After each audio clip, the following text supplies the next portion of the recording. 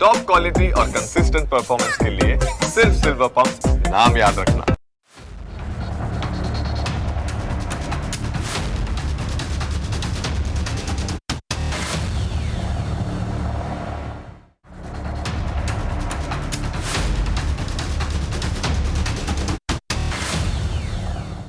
ભારતના ઇતિહાસની દ્રષ્ટિએ 9મી મેનો દિવસ ખૂબ જ ખાસ છે, કેમ કે 9મી મેનો દિવસ એટલે મહારાણા પ્રતાપની જન્મજયંતિ.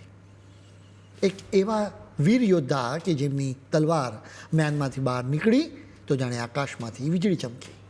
રણભૂમિમાં જે કવચ તેમણે ધારણ કર્યું એ પછી આજીવન ક્યારેય ઉતાર્યું જ નહીં. સ્વાભિમાન અને શૌર્યના પર્યાય સમાન મહારાણા પ્રતાપને આજે આખું ભારત વંદન કરે છે. મેવાડના કેસરીનું પરાક્રમ અદ્ભુત હતું. તેમનું બાહુબળ અને મનોબળ બંને અકલ્પનીય હતા. મહારાણા પ્રતાપ પોતાના સંકલ્પ માટે જીવ્યા અને અંતિમ શ્વાસ સુધી માતૃભૂમિનું રક્ષણ કરવા માટે લડ્યા. મહારાણાની ટેક કેવી હતી એ જાણવું હોય તો મેવાડની પવિત્ર માટીને પૂછવું પડે. આજે પણ સંગ્રહાલયોમાં સચવાયેલા તેમના હથિયારો એ કાળની વીરગાથા સંભળાવે છે.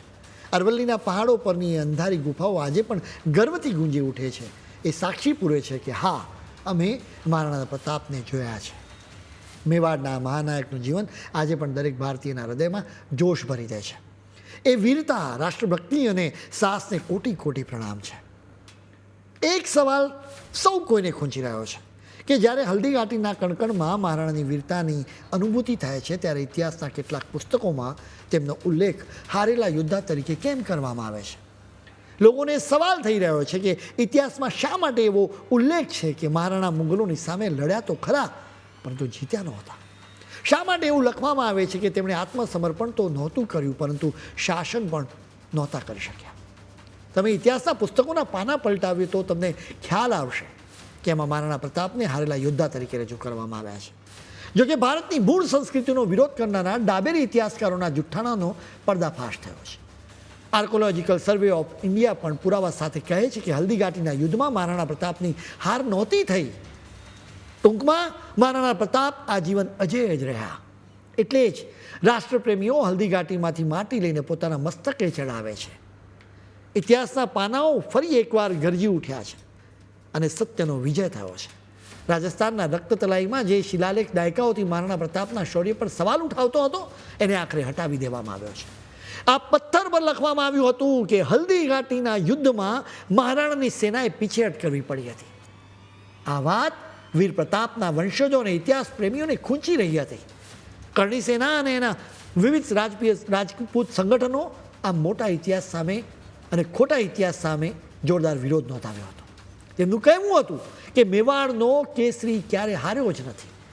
લોકોના રોષ અને સત્યની તાકાત સામે આખરે ભારતીય પુરાતત્વ સર્વેક્ષણ વિભાગે એક્શન લેવી પડી. એ વિવાદાસ્પદ શિલાલેખને સ્મારક પરથી સન્માનપૂર્વક દૂર કરી દેવાયો. હલ્દીઘાટીનું ઐતિહાસિક યુદ્ધ આજે પણ ચર્ચાના કેન્દ્રમાં છે, કારણ કે તેની જીતને લઈને ઇતિહાસના પાનાઓમાં મોટું અંતર જોવા મળી રહ્યું છે. પુસ્તકો ભલે એમ કહે કે અકબર જીત્યો હતો, પરંતુ મેવાડની ગલીઓમાં અને લોકકથાઓમાં આજે પણ મહારાણા પ્રતાપની ભવ્ય જીતના જ ગીતો ગવાય છે. કમનસીબે આપણા દેશના ડાબેરી ઇતિહાસકારોએ મુસ્લિમ લેખકોની વાતોને સાચી માની લીધી અને ધરતી સાથે જોડાયેલી લોકકથાઓને સાવ ઉપેક્ષા કરી દીધી. 18 જૂન 1576ના એ દિવસે મેવાડના સિંહ મહારાણા પ્રતાપ અને અકબરના સેનાપતિ માનસિંહ સામસામે હતા. મહારાણાની સેનામાં માત્ર રાજપૂતો જ નહીં, પરંતુ બહાદુર ભીલ યોદ્ધાઓ પણ ખભે ખભા મિલાવીને લડતા હતા. બીજી તરફ અકબરની વિશાળ સેનાનું નેતૃત્વ રાજા માનસિંહ અને અકબરનો દીકરો સલીમ કરી રહ્યા હતા. ઇતિહાસકાર જેમ્સ ટોડના મતે મહારાણા પાસે 22,000ની સેના હતી, જ્યારે તેની સામે લડવા માટે મુગલોએ 80,000નું તોતિંગ લશ્કર મોકલ્યો હતો. સૈનિકોની સંખ્યામાં આટલો મોટો તફાવત હોવા છતાં મહારાણાનું મનોબળ ડગ્યું નહોતું. હલ્દીઘાટીના સાંકડા પહાડી રસ્તાઓ પર ઘાત લગાવીને હુમલો કરવો મહારાણા માટે સહેલું હતું અને ત્યાં જ તેમણે મુગલ સેનાને બરાબરને ભીંસમાં લીધી હતી. આ ભયાનક યુદ્ધમાં બંને પક્ષે અંદાજે 17,000 સૈનિકો શહીદ થયા હતા. જ્યારે યુદ્ધ ચરમસીમા પર હતું ત્યારે મહારાણાના વફાદાર ભીલ સેનાપતિએ તેમનો મુગટ પોતે પહેરી લીધો અને મહારાણાને યુદ્ધ મેદાનમાંથી સુરક્ષિત નીકળી જવા વિનંતી કરી હતી, જેથી લડાઈ ચાલુ રહી શકે. આ ભીષણ યુદ્ધ માત્ર 7 કલાકમાં પૂરું થયું, પરંતુ તેનું પરિણામ મુગલો માટે શરમજનક હતું. સૌથી નવાઈની વાત તો એ હતી કે આટલી મોટી સેના હોવા છતાં અકબર મહારાણા પ્રતાપને પકડી શક્યો નહોતો અને મેવાડના રાજ્ય પર પોતાનો કોઈ વહીવટદાર પણ મૂકી શક્યો નહોતો. આ જ હકીકત સાબિત કરે છે કે તે દિવસે મેવાડના સ્વાભિમાનની જીત થઈ હતી અને મુગલોના અહંકારનો પરાજય થયો હતો. આઝાદી પછી આપણા દેશના ઇતિહાસકારોએ મહારાણા પ્રતાપના શૌર્ય સાથે અન્યાય કર્યો છે અને તેમનું જે સન્માન મળવું જોઈએ એ જોઈતું હતું એ લેખન દ્વારા ક્યારેય તેમને મળ્યું નથી. જોકે સત્ય લાંબો સમય સુધી છુપાયેલું રહેતું નથી. થોડાક વર્ષો પહેલાં રાજસ્થાન સરકારે ઇતિહાસકાર ચંદ્રશેખર શર્માના સંશોધનને આધારે પાઠ્યપુસ્તકોમાં સુધારો કર્યો અને હલ્દીઘાટીના યુદ્ધમાં મહારાણા પ્રતાપને વિજેતા જાહેર કર્યા છે. આ સંશોધન પાછળ બહુ મોટું તર્ક છે. ઇતિહાસકાર શર્માએ સાબિત કર્યું છે કે હલ્દીઘાટીના યુદ્ધ પછી પણ મહારાણા પ્રતાપ જ જમીનોના પટ્ટાની વહેંચણી કરતા હતા. હવે તમે જ વિચારો કે જે શાસક યુદ્ધ હારી ગયો હોય એ જમીનની વહેંચણી કેવી રીતે કરી શકે? જો ખરેખર અકબર જીત્યો હોત ને તો ત્યાં અકબરના સિક્કા ચાલતા હોત અને મુગલોનો વહીવટ હોત. ચિત્તોડગઢ કે માંગલગઢની જેમ ત્યાં મુગલ સેનાનો પહેરો હોત, પણ જેવું કશું જ જોવા મળ્યું નથી. નિયમ બહુ સ્પષ્ટ છે. જે ધરતી પર જે રાજાનો અધિકાર હોય એ જ રાજા વિજેતા ગણાય. મહારાણા પ્રતાપનો સંઘર્ષ એ મુગલો સામે છાપામાર યુદ્ધની એક મિસાલ હતો.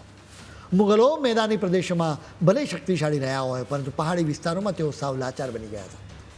પર્વત જેવું અડગ સાહસ ધરાવતા મહારાણા સામે મુગલો પૂરા 6 કલાક સુધી પણ ટકી શક્યા નહોતા. તેમને ક્યારેય સફળતા મળી નહોતી. અનેક ઇતિહાસકારો દાવો કરે છે કે યુદ્ધના થોડાક જ સમયમાં મહારાણાએ કુંભલગઢ સહિતના તમામ વિસ્તારો પર ફરીથી પોતાનો કબજો જમાવી લીધો હતો. ખુદ અકબરના દરબારના ઇતિહાસકારોએ પણ આ સ્વીકારવું પડ્યું કે પ્રતાપ ત્યારે હાર્યા જ નહોતા અને ક્યારેય કોઈની સામે ઝૂક્યા પણ નહોતા. સચ્ચાઈ તો એ છે કે અકબર આજીવન એ આગમાં સળગતો રહ્યો કે તે મહારાણા પ્રતાપને ક્યારેય કેદ ન કરી શક્યો. મેવાડના કેસરીએ સાબિત કરી દીધું કે સંખ્યાબળ કરતાં આત્મબળ હંમેશા મોટું હોય છે. હવે જતાં જતાં એક મહત્ત્વના સમાચાર પર પણ નજર કરીએ. ભારત માટે શુક્રવારનો દિવસ ગૌરવ અને શક્તિના સંગમ સમાન રહ્યો, કારણ કે દેશે અગ્નિ મિસાઇલનું અત્યંત સફળ પરીક્ષણ કરીને દુનિયાને વધુ એક વખત પોતાની તાકાતનો પરિચય બતાવી દીધો છે. ઓડિશાના દરિયાઈ કાંઠે આવેલા ડૉક્ટર એપીજે અબ્દુલ કલામ ટાપુ પરથી શુક્રવારે આ મિસાઇલ છોડવામાં આવી. આ કોઈ સામાન્ય મિસાઇલ નથી, પરંતુ MIRV ટેકનોલોજીથી સજ્જ એક શક્તિશાળી હથિયાર છે. આ પરીક્ષણમાં હિન્દ મહાસાગરના વિશાળ વિસ્તારમાં અલગ અલગ જગ્યાઓએ ટાર્ગેટ્સ મૂકવામાં આવ્યા હતા. આ મિસાઇલમાંથી અનેક વિસ્ફોટકો નીકળ્યા અને એ તમામ ટાર્ગેટને લક્ષ્ય કરવામાં આવ્યા. જમીન અને સમુદ્ર પર રહેલા ટ્રેકિંગ સ્ટેશનોએ મિસાઇલના લોન્ચિંગથી લઈને તેના પ્રહાર સુધીની એક એક પળ પર નજર રાખી હતી. અને આ તમામ ડેટા સાબિત કરે કે ભારતે આ મિશનના તમામ ઉદ્દેશો પૂરેપૂરા હાંસલ કરી લીધા છે.